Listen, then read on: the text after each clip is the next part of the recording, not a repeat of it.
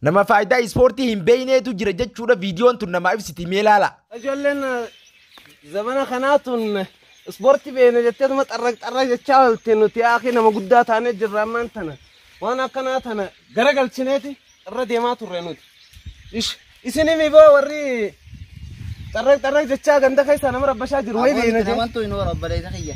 Nama akka keetti kanaan ilkeerraa itti jimaa lafan kaadhu ani. Mee honoo lafa haata sodaatteeti. Meemti akkas godhu na eeguno.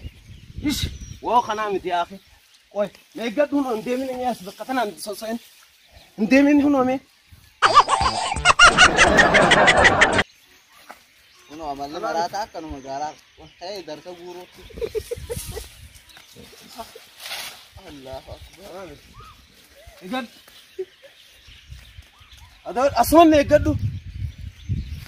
Nama leeyse kaa. Fiigi haala dura maalin sodaattu dilaan uleessu dura. Ansinoo seete. Saa kaa. Woy, akka nama rifachisine bakka na dhoytu naas itti hima. Dhaabu qoy. Nan dhahinga. Qoy bakka na dhoytu naas itti hima. Naas itti hima bakka na dhoytu. Naas itti hima.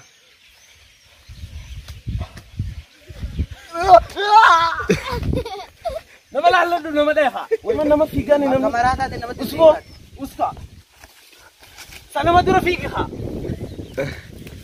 dura fiigure namni kaneeti ongoo waa dura fiigure nama laana ko. Mucaan nama guddaa dura fiigi haa. Eeggadhu. Na dheessu diddeemi. Eeg. Nama guddaa kabaju diddeemi akkaan si godhe eeggadhu. La. Eeggadhu qoy.